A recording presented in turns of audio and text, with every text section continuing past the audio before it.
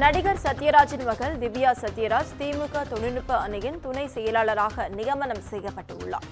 தமிழ் பொன்னிக்கு பதிலாக திவ்யா சத்யராஜை நியமித்து அமைச்சர் துரைமுருகன் அறிவிப்பு வெளியிட்டுள்ளார். அதனை அண்மை செய்தியாக பார்த்துக் கொண்டு வருகிறோம்.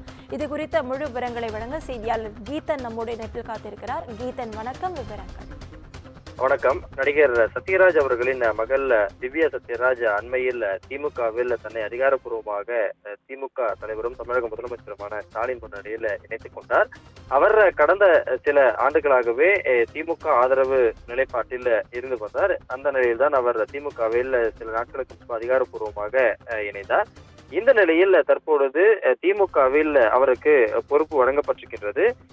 குறிப்பாக திமுகவின் சட்ட விதி 18 மற்றும் 19 மற்றும் 31 படி திமுகவில் தற்பொழுது திவ்யா சத்யராஜ் அவர்களுக்கு திமுக தகவல் தொழில்நுட்ப அணி துணை செயலாளராக அவர் பொறுப்பில் நியமிக்கப்பட்டிருக்கின்றார். அந்த பொறுப்பில் ஏற்கனவே இருந்த தமிழ் புன்னி என்பவருக்கு பதிலாக தற்பொழுது திவ்யா சத்யராஜ் அந்த பொறுப்பில் நியமிக்கப்பட்டிருக்கின்றார். வழக்கமாக திமுகவை பொறுத்தவரை முன்னணி பிரமுகர்கள் கொஞ்சம் பிரபலமாக இருக்கக்கூடியவர்கள் கட்சியில் இணைகின்ற பொழுது அவர்களுக்கு ஓராண்டுக்குள்ளாக பொறுப்புகள் வழங்கப்படுவது வழக்கம்.